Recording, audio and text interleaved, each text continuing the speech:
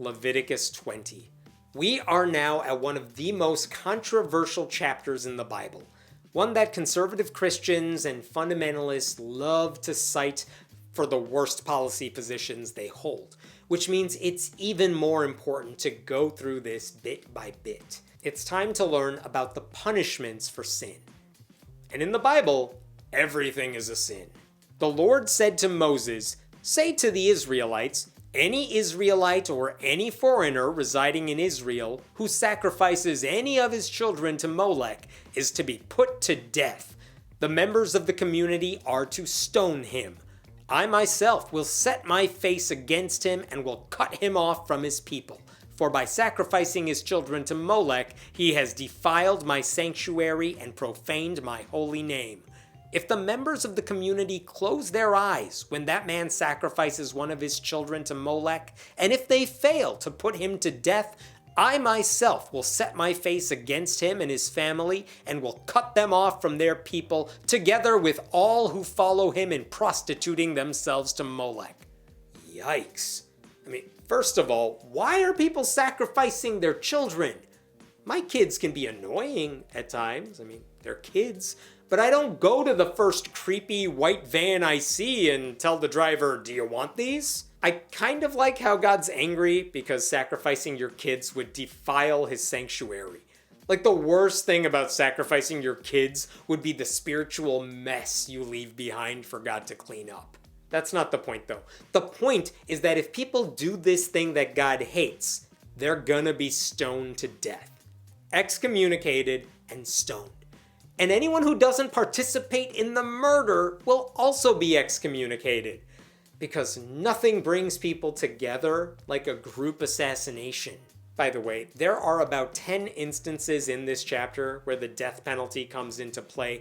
This is the first one, which really makes you wonder, didn't the 10 Commandments say something about how thou shalt not kill? I don't remember that coming with an asterisk. There were no caveats, no footnotes. It was an ironclad rule. And yet here's God saying, "Let me tell you all the reasons you might need to be murdered. I will set my face against anyone who turns to mediums and spiritists to prostitute themselves by following them, and I will cut them off from their people. Consecrate yourselves and be holy, because I am the Lord your God. Keep my decrees and follow them. I am the Lord who makes you holy." Well, if they were visiting a psychic, they really should have seen that punishment coming. No one's ever thought of that joke before. Anyone who curses their father or mother is to be put to death. Because they have cursed their father or mother, their blood will be on their own head. Just cursing your parents? None of these people are gonna live past middle school. Maybe save the death penalty for the Menendez brothers and not the angsty teenagers who are having a bad day. I think spanking your kids is wrong too, but maybe try that first. If a man commits adultery with another man's wife, with the wife of his neighbor, both the adulterer and the adulteress are to be put to death. That little aside there is really interesting. It suggests that adultery isn't a problem. It's adultery with your neighbor's wife that's a problem. So, sleep with anyone else's wife in the neighborhood, gentlemen. Just not the ones next door. Try 2 doors down. I hear that wife gets around. Or just make sure she's single. Then she wouldn't be another man's wife. It's another loophole. I did it. That passage also implies that both people are doing this consensually. But what if it's not? What if it's just the man forcing himself on the woman? It wouldn't be the first time we've talked about that in the Bible. And yet God would murder her for that too. Again with the victim blaming. Who knew the Bible was set in Texas? I can at least understand the ethical concerns here, but I don't see how the death penalty solves this. What if they have open relationships? Why not suggest counseling? Why not let them get divorced? There are so many things we could talk about before jumping to murder. Never let a God with anger management issues write a holy book. If a man has sexual relations with his father's wife, he has dishonored his father. Both the man and the woman are to be put to death. Their blood will be on their own heads. there's one word that really seems to be missing in that last section. If a man has sexual relations with his father's wife. Father's wife. Which would either make her his mother, ew, or stepmother, which is still kind of ew, no matter what else you're watching online. If a man has sexual relations with his daughter-in-law, both of them are to be put to death. What they have done is a perversion. Their blood will be on their own heads. I mean, sure, why not? Let's just go through the whole family tree at this point. I still say it is kind of weird that the Bible forbids sex with the daughter-in-law, but says nothing about sex with the daughter. If a man has sexual relations with a man, as one does with a woman, both of them have done what is detestable. They are to be put to death. Their blood will be on their own heads. This, of course, is one of the most infamous clobber verses. Proof, that the Bible forbids homosexuality. But this is open to interpretation. First of all, what does it even mean for a man to have sex with a man as he does with a woman? Theoretically, this leaves open the possibility that a guy who only has missionary sex with women could use a different entrance with a man. They could try different positions that are impossible with women. If God just had a problem with men having sex with men, he could have just said that. Instead, he tried to prose it up and made everything confusing. Whatever the case, though, the fact that the punishment for this is death is worth remembering. Because if a Christian ever says the Bible opposes same-sex relationships, you should always follow up by asking them what the punishment is for that. And if they agree that gay people in relationships, presumably sexual relationships, deserve to be executed, make them squirm as they answer that. Because if they say yes to execution, they are monsters. And if they say no, well then I guess we don't really care what the Bible says, do we? If a man marries both a woman and her mother, it is wicked. Both he and they must be burned in the fire, so that no wickedness will be among you.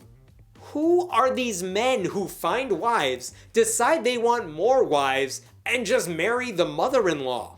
Was this a huge problem back in the day? Again, why didn't you just go to the wife 2 doors down? And how come the Bible specifies how they have to die? They have to be burned to death? In the last section, it just called for the death penalty. What happens if you kill the family here a different way? If a man has sexual relations with an animal, he is to be put to death. And you must kill the animal. Hasn't the animal suffered enough? Come on, just let the animal go free. It didn't want to participate in the first place. If a woman approaches an animal to have sexual relations with it, kill both the woman and the animal. They are to be put to death. Their blood will be on their own heads. I'm glad the Bible finally decided to take a stance on gender equity. It's too bad it had to happen when we were discussing banging a horse. If a man marries his sister, the daughter of either his father or his mother, and they have sexual relations, it is a disgrace. They are to be publicly removed from their people. He has dishonored his sister and will be held responsible. So brother-sister incest does not warrant the death penalty. You just have to leave because you're disgusting. Got it. If a man has sexual relations with a woman during her monthly period, he has exposed the source of her flow, and she has also uncovered it. Both of them are to be cut off from their people. He has exposed the source of her flow? What a weird way to describe something that isn't even a secret. And I know I've said this before, but why are we punishing women for having period sex? It's fine. The man and woman are not even related in this case. Just let it slide, God. Does anyone remember when we talked about this same thing in Leviticus 15? Because there it said the punishment for period sex was being considered unclean for 7 days. Now it's permanent excommunication. What changed? Do not have sexual relations with the sister of either your mother or your father, for that would dishonor a close relative. Both of you would be held responsible. Your aunt. Don't sleep with your aunt. Just say that. If a man has sexual relations with his aunt, he has dishonored his uncle. They will be held responsible. They will die childless. Thank you, I think. And you know what? I'm okay with that punishment. Let's make sure they don't have kids. Yes, I am on board with that. If a man marries his brother's wife, it is an act of impurity. He has dishonored his brother. They will be childless. This list is so weird. Have you ever heard of those wacky state laws that no longer matter, but they were once a real thing? Like it's a crime to throw rocks at trains. And the implication is that this was a thing that was happening and needed to stop, so they passed a law to do it. And now it's ridiculous because no one does it. Well, apparently a bunch of Bible guys were banging their brothers' wives, and God finally decided to do something about it. But back in Genesis, didn't we talk about men who die so their wives who are now widows have to marry the brother? That happened. Remember Onan? Now apparently everyone just dies because God decided that was too icky. Which, yeah, it kind of was. Keep all my decrees and laws and follow them, so that the land where I am bringing you to live may not vomit you out. You must not live according to the customs of the nations I am going to drive out before you. Because they did all these things, I abhorred them. But I said to you, you will possess their land. I will give it to you as an inheritance, a land flowing with milk and honey. I am the Lord your God who has set you apart from the nations. I appreciate that God, the God of unconditional love, fully admits, I hated them. God's like, yeah, don't be like those people. Ew, they were horrible. I mean, yeah, I created them, but I hate them all. But I totally love all of you. Forever. Considering the rules God is giving to his people, I have to wonder about the customs of the nations they were driving out. Either their sins were so much more awful, which is hard to believe, or they were way better, in which case, why shouldn't the Israelites adopt their customs? In case you forgot, the people whose land God is taking over are the Canaanites. God hates the Canaanites. And why does he hate them? Because back in Genesis 9, Noah, the ark guy, got drunk and naked.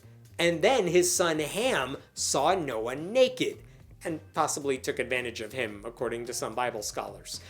Either way, when Noah woke up and realized what had happened, he decided to punish Ham by condemning Ham's son, Canaan. And somehow, the ramifications of that weird family incest drama are still being felt now in Leviticus 20. You must therefore make a distinction between clean and unclean animals and between unclean and clean birds. Do not defile yourselves by any animal or bird or anything that moves along the ground, those that I have set apart as unclean for you. You are to be holy to me, because I, the Lord, am holy, and I have set you apart from the nations to be my own. Really? After telling us reason after reason people will be put to death, God reminds his people to separate the animals? That's a weird afterthought. Anyway, at least we're done with completely random brain farts. A man or woman who is a medium or spiritist among you must be put to death. You are to stone them. Their blood will be on their own heads. The hell? Again? We're just killing off the psychics now? It's like God forgot there was one more group of people who needed to die, and he just chose to squeeze it in here at the last second. That's the end of the chapter. Well, that was a wild journey. We learned all the reasons God might want to murder people, most of which are insane, some of which involve innocent creatures, and all of which do not need to be punished with death. Murder doesn't solve all your problems. The fact that I, an atheist, am telling you that, and not the Bible, should be all the evidence you need for why this book is terrible.